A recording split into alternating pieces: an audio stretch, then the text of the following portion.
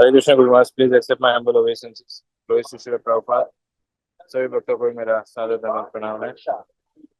आज काफी समय बाद, लंबे समय बाद, कई दिनों बाद हमारे बीच आज का टॉक डिलीवर करने हमारे वरिष्ठ गुरु भाइयों में से एक, गुरु महाराज जी के ब्रह्मचारी शिष्यों में से श्रीमान धर्मराज प्रभु उपस्थित है, जो कि इस्कॉन लातूर के अध्यक्ष मैनेजर के रूप में महत्वपूर्ण जिम्मेदारी सेवा निभा रहे हैं। और आप सभी परिचित होंगे ही प्रभु जी से, जो रूपानुगा विद्यापीठ, पहले जो पीएचई था, Pandharpur institute of higher education, उसमें सक्रिय टीचर के रूप में भी प्रभु जी ने महत्वपूर्ण भूमिकाएं निभाई है। आप में से कई के टीचर भी रहे हैं प्रभु जी, या प्रोफेसर या सर। तो आज हमें प्रभु जी का संग सानिध्य व मार्गदर्शन प्रदान होने जा रहा है, या शुरुआत हो ही गई है एक प्रकार से। प्रभु जी उपस्थित है, तो सभी से अनुरोध अपने नाम जप को विराम देकर आज का टॉक ध्यान पूर्वक श्रवण करने तैयार हो जाइए। और धर्मराज प्रभु से अनुरोध करेंगे कि आज का टॉक प्रारंभ करें। हरे कृष्ण। तो सर्वप्रथम मैं गुरु महाराज के चरणों में दंडवत प्रणाम अर्पित करता हूँ और सभी वैष्णव के चरणों में भी दंडवत अर्पण करता हूँ। और पद्माली प्रभु का भी धन्यवाद देना चाहता हूँ, जिन्होंने मुझे आमंत्रित किया है जपा के लिए। ओम नमो भगवते वासुदेवाय। ओम नमो भगवते वासुदेवाय। ओम नमो भगवते वासुदेवाय। ओम अज्ञानतिमिरान्धस्य ज्ञानाञ्जनशलाकया चक्षुरुन्मिलितं येन तस्मै श्रीगुरवे नमः। श्रीचैतन्यमनोभीष्टं स्थापितं येन भूतले स्वयं रूपः कदा मह्यं ददाति सपदान्तिकं। वन्देऽहं श्रीगुरुः श्रीयुतपदकमलं श्रीगुरुन् वैष्णवांश्च श्रीरूपं साग्रजातं सहगण रघुनाथान्वितं तं सजीवम् साद्वैतं सावधूतं परिजन सहितं कृष्ण चैतन्य देवं श्री राधा कृष्ण पादान सहगण ललिता श्री विशाखान्वितांश्च। हे कृष्ण करुणा सिंधु दीनबंधु जगतपते गोपेश गोपिका कांत राधा कांत नमोस्तुते। तप्त कांचन गौरांगी राधे वृंदावनेश्वरी वृषभानुसुते देवी प्रणमामि हरिप्रिये। नमः महावदान्याय कृष्ण प्रेम प्रदायते कृष्णाय कृष्ण चैतन्य नामने गौरत्विषे नमः। वंशकल्पतरुभ्यश्च कृपा सिन्धुभ्य एव च पतितानां पावनेभ्यो वैष्णवेभ्यो नमो नमः। नमः ओं विष्णुपादाय कृष्ण प्रेष्ठाय भूतले श्रीमते लोकनाथ स्वामिनिति नामिने। नमः ओं विष्णुपादाय कृष्ण प्रेष्ठाय भूतले श्रीमते भक्ति वेदांत स्वामिनिति नामिने। नमस्ते सारस्वती देवी गौरवाणी प्रचारिणी निर्विशेष शून्यवादी पाश्चात्य देशतारिणी। जय श्री कृष्ण चैतन्य प्रभु नित्यानंद श्री अद्वैत गदाधर शिवासादि गौर भक्त वृंद। हरे कृष्ण कृष्ण कृष्ण हरे हरे हरे राम राम राम हरे हरे। मूकं करोति वाचालं पंगं लंघयते गिरिं यत्कृपातमहं वन्दे श्रीगुरुं दीनतारिणं परमानन्दमाधवं श्रीचैतन्यमीश्वरम्।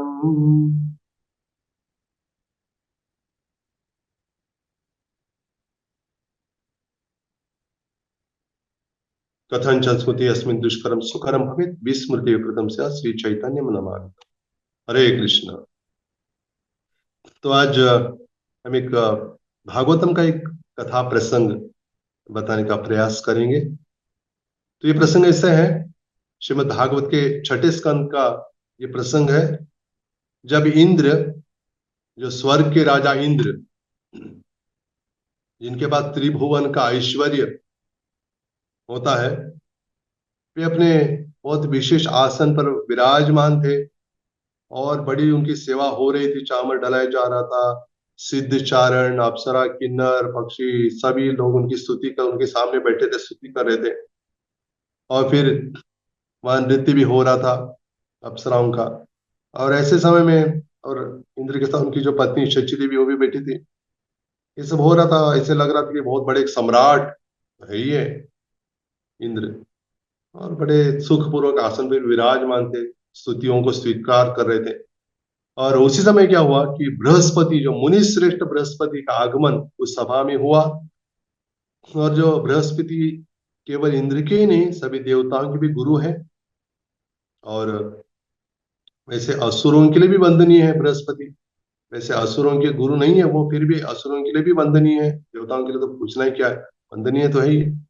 लेकिन हुआ ऐसे कि इंद्र अपने ऐश्वर्य में इतने मस्त थे, मत थे कि इंद्र ने अपने गुरु को देखने के बावजूद भी ऐसे खड़े रह के स्वागत नहीं किया उनका, उनको आसन भी प्रदान नहीं किया, उनको बिल्कुल आदर दिया ही नहीं, और उनको सम्मान प्रदर्शित करने के लिए कुछ भी ऐसे उनका बॉडी मूवमेंट ऐसे कुछ हुआ ही नहीं।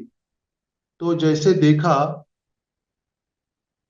बृहस्पति ने देखा कि वो समझ गए कि भविष्य में भी क्या होने वाला है, और समझे कि भौतिक ऐश्वर्य का इस के कारण गर्वित हो गया इंद्र।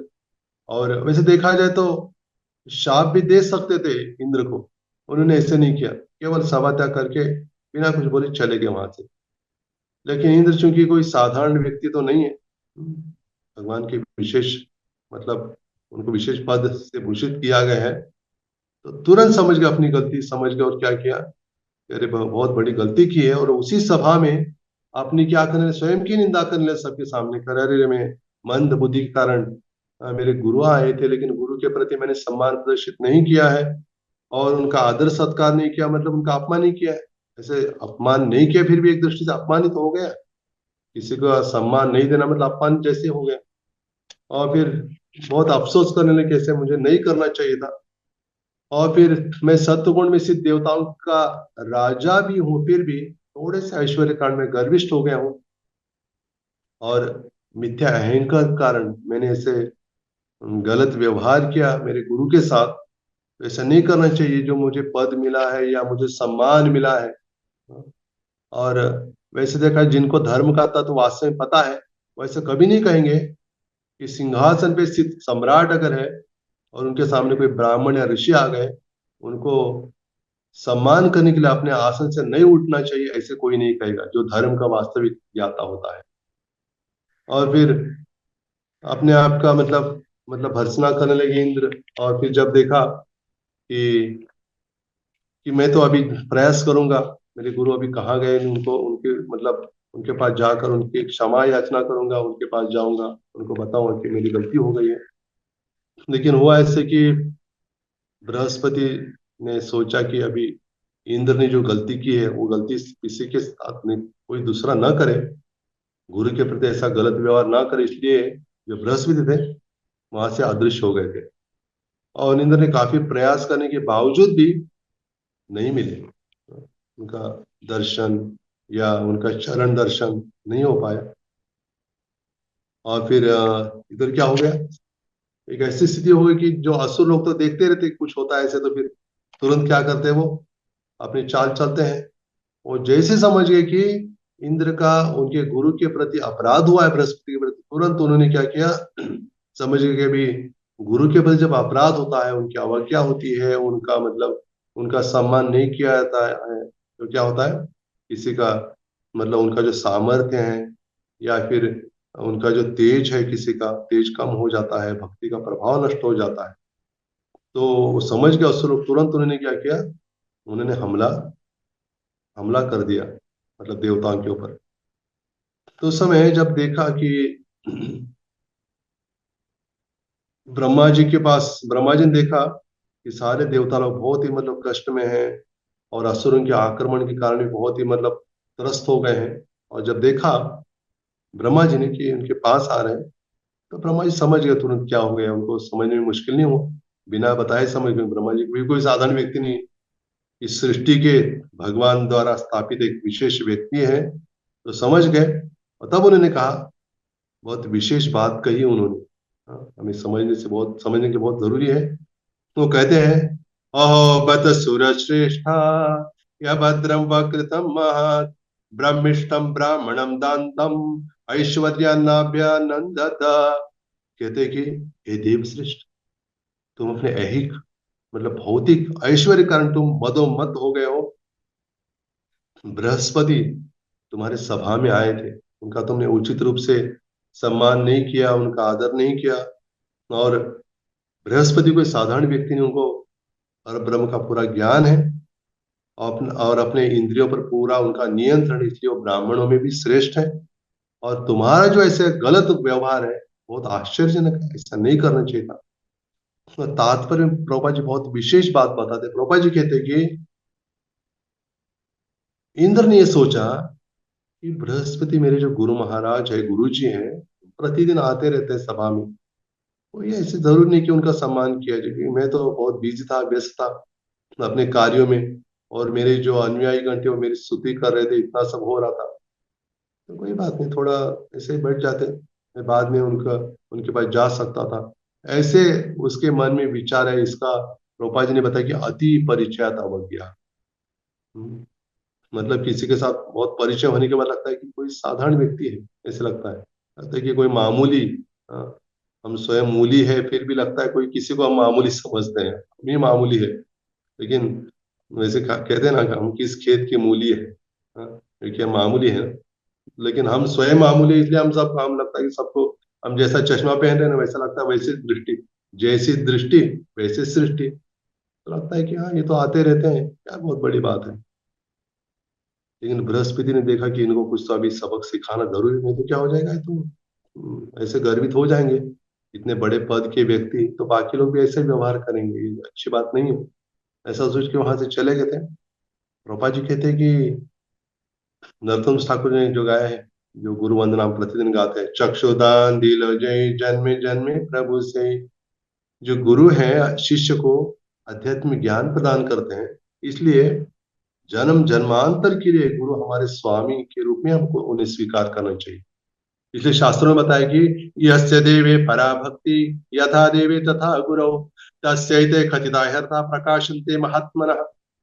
कहा है कि जिसकी गुरु के प्रति और भगवान के प्रति बहुत ही निष्ठा है, उनके प्रति मतलब एक एक आदर की भावना है, निष्ठा है उनके प्रति, तो क्या होता है उसके ऐसे शिष्य के हृदय में क्या होता है, प्रकाशन्ते महात्मना, उनके हृदय में भगवान का जो विशेष ज्ञान है, शास्त्र ज्ञान, उसके हृदय में प्रकाशित हो जाता है। तो बड़ी विशेष बात है। और यहाँ पे प्रभुपाद जी बता रहे कि आचार्य माँ बीजानिया वन अवमन्येत करिचित न मर्त्य बुद्धया सूयेत। कहते हैं कि आचार्य को तो कोई साधारण व्यक्ति नहीं समझना चाहिए, मेरा ही स्वरूप समझना चाहिए, उसकी किसी भी स्थिति में एक मर्त्य बुद्धि नहीं रखनी चाहिए, कोई साधारण व्यक्ति नहीं समझना चाहिए। और अनुसूचित मतलब उसके प्रति, मतलब किसी की अवज्ञा करते, उनको प्रणाम नहीं करते, मतलब उनसे ईर्ष्या होती है कि यार ये कोई बहुत बड़ा व्यक्ति थोड़ी है, उसके प्रति मैं इतना झुकूं, उनके प्रति प्रणाम करूं, सम्मान दूं उनको। तो बताते कि तुम्हारे इस वर्तन के कारण क्या हो गया है, ये जो असुर लोग प्रभावित हो गए, और उनको लग रहा है कि अभी क्या है, अभी तो हमारा मैदान हमारे हाथ में है, अभी हम क्या कर सकते, हम कुछ भी कर पाएंगे।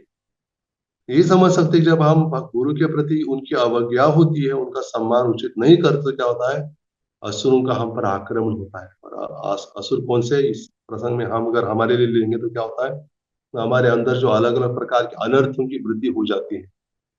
और अनर्थ की वृद्धि हो गई, इसका अर्थ क्या है, भक्ति में हमारी प्रगति नहीं होती, भक्ति में और नीचे नीचे चले जाते हैं।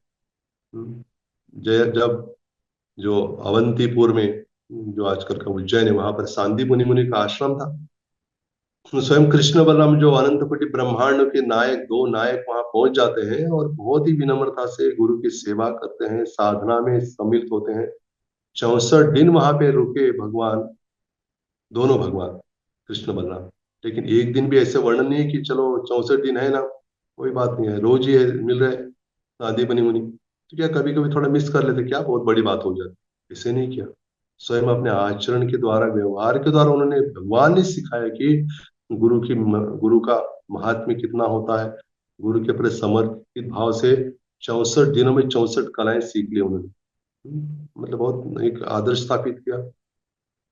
यहाँ तक कि स्वयं भगवान कृष्ण ही जब चैतन्य महाप्रभु के रूप में, भक्त के रूप में आ गए, तो उन्होंने भी ईश्वरपुरी के प्रति उनका जो समर्पित भाव जब दिखाए, देख सकते हैं कि ईश्वरपुरी, वैसे तो भगवान एक कृष्ण, एक एकले ईश्वर कृष्ण हर सब, भगवान तो कृष्ण है और बाकी सारे उनके सेवक हैं। वैसे ईश्वरपुरी भी भगवान के सेवक है, फिर भी गुरु के रूप में जब स्वीकार किया, उनकी इतनी सेवा की, यहाँ तक कि जब गया में गए थे चैतन्य महाप्रभु, जब वहीं पे दर्शन हुआ, ईश्वरपुरी का दर्शन, तुरंत उनके चरणों में झुक गए, चरणों में अपना मस्तक रखा, और बाद में कहा कि मतलब जब पता लगा कि ईश्वरपुरी वहीं पे है, गया में है, कुछ दिन है, तो अपने घर में उन्होंने घर पर आमंत्रित किया कि आप, मैं जहाँ पे गया में या कुछ समय के लिए रुका हूँ, तो वहां पे आप आइए जरूर। और एक दिन के बाद है, जब दरवाजा बंद करके चैतन्य महाप्रभु अंदर ही अपने मतलब कक्ष में, वहां पे रसोई स्वयं बना रहे, स्वयं कुकिंग कर रहे थे वहां पे, और करते उतने में दरवाजा बज गया। तो फिर क्या हो गया, उन्होंने द्वार जब खोला तो देखो ईश्वरपुरी आए स्वयं, गुरु आते उनका स्वागत किया, उनके चरण में नतमस्तक हो गए, कि कहा कि हे गुरु महाराज, आप बहुत अच्छे समय पे आ गए हैं, प्रसाद पूरा तैयार है, आप आइए इसको। तब उन्होंने ईश्वरपुरी ने कहा कि नहीं नहीं, ये तो आपने अपने अकेले के लिए बनाया होगा, अगर मैं ले लूंगा तो फिर आपके लिए नहीं रहेगा। नहीं नहीं, कोई बात नहीं, हम ऐसा कर, आप लीजिए, मैं बनाऊंगा बाद। वो मना कर रहे थे, फिर भी कहा कि नहीं नहीं, आप गुरु जी आप लीजिए इसको। तो तुरंत उनको स्वयं, उनको प्रसाद उनको मतलब सर्व किया, और उन्होंने जब प्रसाद पाया, बाद में उनको मतलब आसन, मतलब आसन पे मतलब बिछाने पे ये करके उनके चरण को सम्मान करने लगे, और कहा कि ईश्वरपुरी महोदय, मैं, अगर आप उचित समझे तो क्या मैं आपका शिष्य बन सकता हूँ, क्या आप मुझे दीक्षा देंगे? मुझे इतना सम्मान दे रहे, स्वयं भगवान है, आदर सिखा रहे हैं हमको कि गुरु जी आते तो उनका कितना सम्मान स्वागत करना चाहिए। और फिर पृथु महाराज के बारे में देख सकते हैं, पृथु महाराज तो चक्रवर्ती सम्राट थे, और वो भी भगवान के शक्त्यावेश अवतार है। फिर भी जब चार कुमार आ गए वहां पर, चार कुमार तो बाह्य दृष्टि से देखने से तो छोटे छोटे दिखते हैं, इसलिए जय विजय भी भ्रमित हो गए थे ना, ये नंग धड़ंग आ गए कोई चार बच्चे, तो उनके प्रति इतना अच्छा व्यवहार नहीं किया उन्होंने। लेकिन पृथु महाराज को पता है कि चार कुमार से भगवान ने उनको बताया था कि हाँ, ये चार कुमार आएंगे आप विशेष ज्ञान देने के लिए। फिर जैसे चार कुमारों को देखा, तुरंत आसन खड़े हो गए, अपना आसन प्रदान किया, उनके चरण धोए, चरण धोकर उनके जल को अपने सिर पे ये किया, जो उनके जो प्रजाजन, जो जो घर वाले सभी थे, राजमहल के सभी, उनके ऊपर भी जल छिड़का। और फिर चार कुमारों के चरणों में बैठकर पूछने लगे कि मैं क्या सेवा कर सकता हूँ आपकी। तो देखिए कितनी मतलब, हम देख सकते हैं गुरु के प्रति कितना एक विनम्रता का भाव हम देख सकते हैं, स्वयं भगवान भी हमें सिखाते हैं, और जो अलग अलग भक्त भी हमें सिखाते हैं कि गुरु के प्रति हमारा कितना अच्छा व्यवहार होना चाहिए। और हम देखते हैं कि प्रतिदिन गुरु महाराज हमारे लिए, आज तो पता नहीं ट्रैवलिंग कर रहे गुरु महाराज, कहाँ जा रहे पता नहीं, लेकिन ट्रैवलिंग कर रहे हैं, फिर भी हमारे लिए संग प्रदान कर रहे हैं। अगर हम सोचेंगे तो हाँ, गुरु महाराज रोज ही आते, क्या बहुत बड़ी बात है, तो एक दिन मिस कर ले तो इसमें क्या हो सकता है। तो अगर अगर ये, अगर हमारा मूड रहेगा, ये भाव रहेगा, तो क्या होगा फिर, ये अति परिषद अवज्ञा हो जाएगी, और फिर हम गुरु महाराज के द्वारा जो कृपा हमें प्राप्त होती है या होने वाली थी वो नहीं होगी फिर, और फिर हमारे अंदर जो असुर का प्रवेश बढ़ जाएगा फिर। हाँ, तो असुर तो प्रतीक्षा कर ही रहे, कब ये गुरु की अवज्ञा करता है, कभी करता माया तो हर समय तैयार रहती है, तो फिर हम पर ऐसा आक्रमण या हमला हो जाएगा, तो हम जहाँ थे वहां से भी और नीचे उतर जाएंगे, नीचे गिर जाएंगे।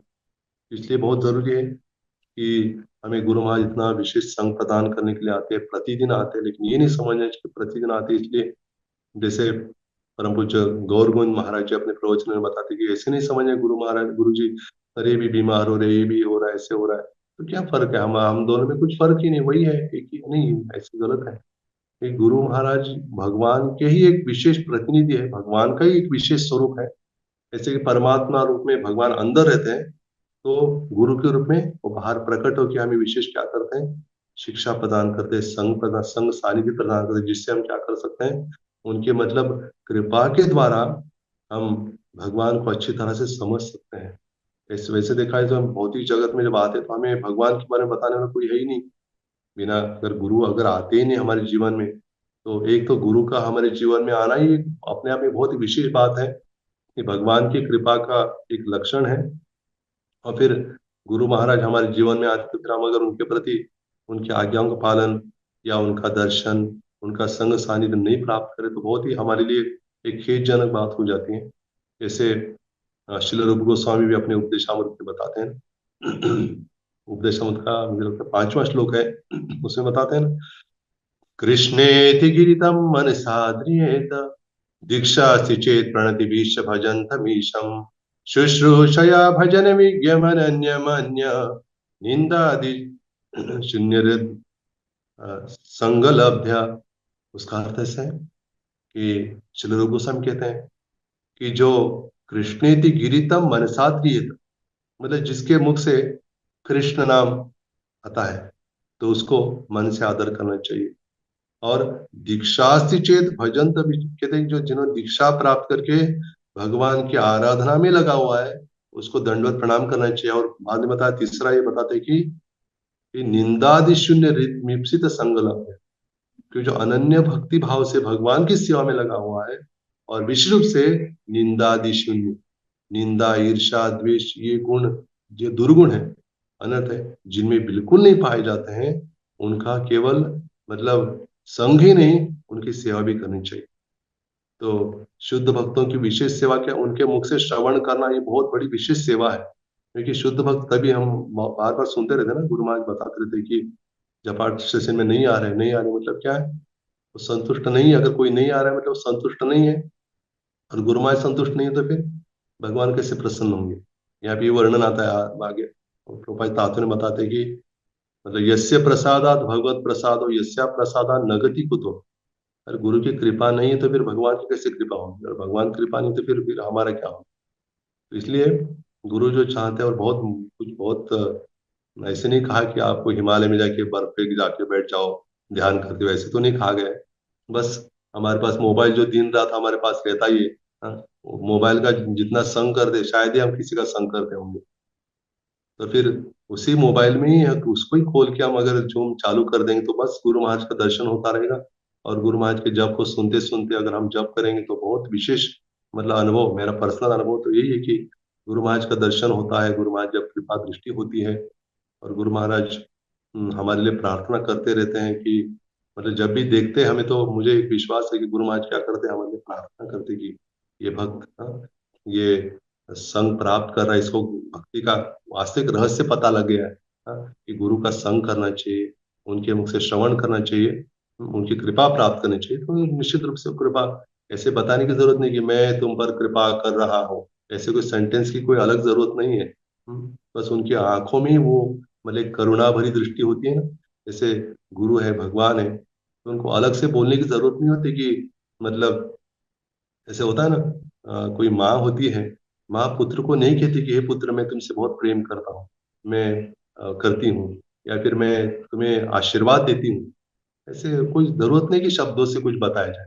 लेकिन जब माँ जब देखती है करुणा भरी दृष्टि से पुत्र की ओर, तो इसे समझ जाता है कि कोई भी समझ सकता है कि उसकी कृपा हो रही है अपने पुत्र पर। या जब माँ दूध पिलाती है अपने पुत्र को, ऐसे अलग से बताने की जरूरत नहीं होती। जैसे गाय भी होती है ना, गौ माता होती है, अपने बछड़ों को जब दूध पिलाते दूध अपने आप और ज्यादा, हम नहीं खाते तो इतना नहीं आता, लेकिन बछड़ा फिर तो और ज्यादा धारा बहने लगती है। तो ये कृपा की धारा है, इसको प्राप्त करने के लिए हमें संग, गुरु महाराज का संग प्राप्त करना।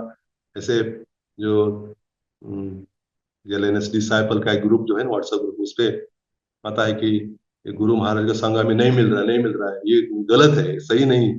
ये कपोल कल्पित बात है कि गुरु महाराज का संग नहीं मिला, लेकिन सबसे ज्यादा संग हमें गुरु महाराज का मिल रहा है।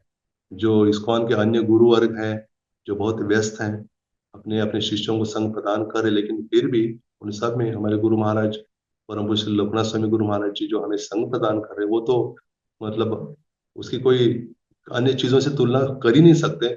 शायद ही कोई, मुझे ऐसे सोचता हूँ कि मतलब ऐसे पूर्व इतिहास में भी शायद ही ऐसे कोई गुरु हुए हुए जो अपने शिष्यों को इतने लगातार अपना संग 5 वर्षों से संघ प्रदान कर, उसके पहले भी कर रहे थे लेकिन अभी तो और ज्यादा संघ प्रदान कर रहे हैं। ये गुरु महाराज को पता है कि मेरे शिष्य जो है ये, है ना, ये मेरे शिष्य, मतलब गुरु महाराज ये भी कहते हैं केवल ये मेरे शिष्यों के लिए नहीं सबके लिए है। गुरु महाराज जब देखते हैं कि सारे जीव इतने अनादिकाल से बद्धावस्था में है और इनको कृपा की बहुत जरूरी है, और गुरु महाराज एक स्टोर हाउस है, इस होलीनेस मतलब भगवान की पवित्रता को धारण किए हुए और उसको बांटना चाहते हैं। मतलब गुरु महाराज बहुत बड़े आतुर हैं और इतने लालायित है कि ये कृपा केवल मेरे पास नहीं रहनी चाहिए, बांटनी चाहिए। और वो बांटना चाहते हैं, लेकिन हम उसको नहीं ले रहे, तो फिर क्या फायदा है। जैसे कुछ दिन पहले आईएमपी मीटिंग में पद्माली प्रभु बता रहे थे ना कि गुरु महाराज कह रहे इतने सारे भक्तों की दीक्षा हो गई, लेकिन हमारे दो एक आईडी भी फुल नहीं हो रहा है, क्या कारण है? मतलब क्या मेरा जब अच्छा नहीं लग रहा है क्या हमको? मेरा संग ठीक नहीं लग रहा है? तो अगर गुरु महाराज सोचे तो हमारे लिए कितनी मतलब एक दुर्दैव दुर्भाग्य की बात है। तो ऐसे क्षमा चाहता हूँ कि मैं किसी को उपदेश करने के इसके मूड में नहीं हूँ, लेकिन फिर भी मेरे लिए अपने लिए मैं ये बता रहा हूँ कि उनको मतलब यहाँ बता रहे प्रभुपाद जी की आचार्यों को हर समय विनम्र प्रणाम करना चाहिए। उन्हें कभी भी एक सर्व सामान्य मनुष्य समझकर उनका कभी भी द्वेष नहीं होना चाहिए। अगर हम उनको सम्मान नहीं कर रहे मतलब क्या है? उसके सम्मान के विपरीत है अपमान। हम अपमान नहीं कर रहे, लेकिन सम्मान नहीं दे रहे, इसका अर्थ क्या है? एक दूसरे से अपमान ही हो गए। यहाँ पे वर्णन है ना, मैं बता रहा था कि प्रभा जी बता रहे उनका उनका आदर नहीं दे रहे मतलब अपमान ही तो कर रहे हैं। इंद्र ने अगर कोई सोच सकता था नहीं मैंने कुछ नहीं, मैंने झूम चालू ही नहीं किया, तो फिर अपमान कहाँ से होगा? नहीं, चालू नहीं किया वही हो गया ना। इसका अर्थ है कि हमें गुरु के प्रति जो हमारे सम्मान की भावना है उसको बढ़ाने के लिए हमें अच्छा एक प्लेटफॉर्म प्राप्त हुआ, एक अच्छा एक मंदिर, हाँ, जो एक विशेष मंदिर, ऐसे शायद ही किसी ने ऐसा मंदिर बनाया होगा अभी के पूरे विश्व के इतिहास में। जो मंदिर कुछ घंटों तक ही होता है और उस मंदिर में भगवान के विशेष प्रतिनिधि और सारे भक्त उस मंदिर में सम्मिलित होते हैं।